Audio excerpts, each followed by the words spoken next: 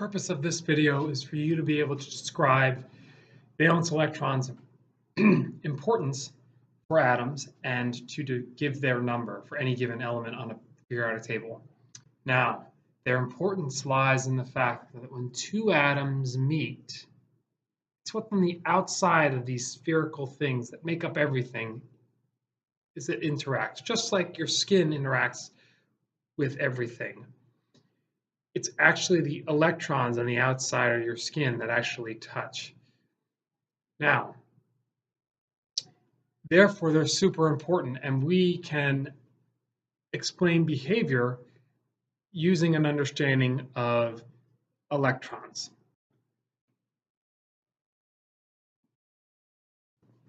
Now, if I had two atoms, atom A and atom B, you're going to have the nucleus, and then you're going to have the electron cloud, which is where all these electrons are, surrounding the nucleus. I'm going to draw that in with green on both of them.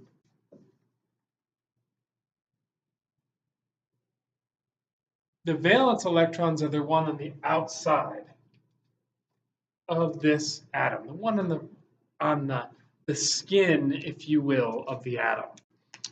And that's what they are. Now,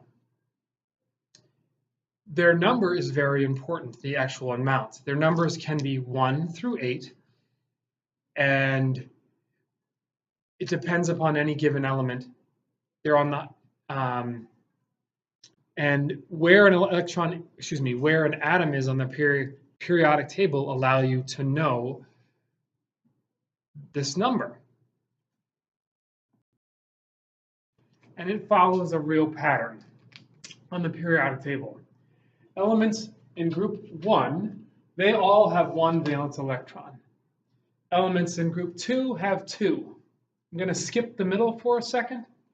Then it goes 3, 2, 4, 5, like 3, 2. No, what am I talking about? 3, 4, 5, 6, 7, and then 8. There is one exception to that, and that's helium.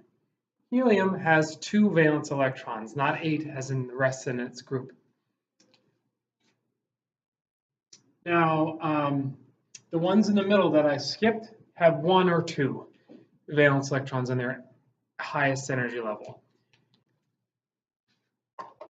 The chemistry of how one has 2 or one has 1 is a little bit more involved than we're going to get into.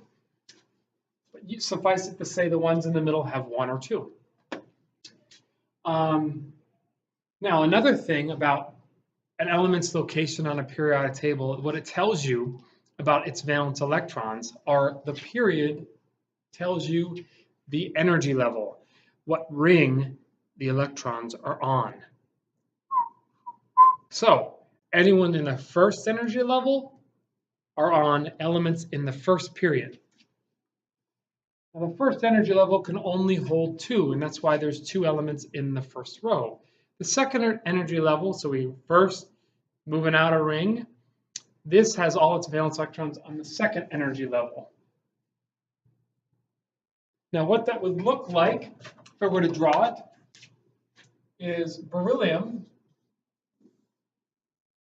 has 1, 2, and then it's going to have 2 on its highest energy level, right there. And its highest energy level would be 2. Magnesium would be the same thing,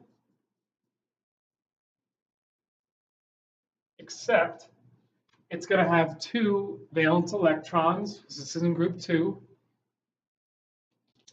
And it would be on the third energy level. And I kind of ran out of room there, but it would be like the third ring.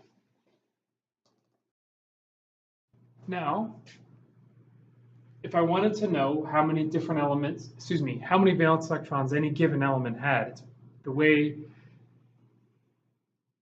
to do that is just find the element and figure out, go by what group it's in. So oxygen. Oh, oxygen is in oxygen.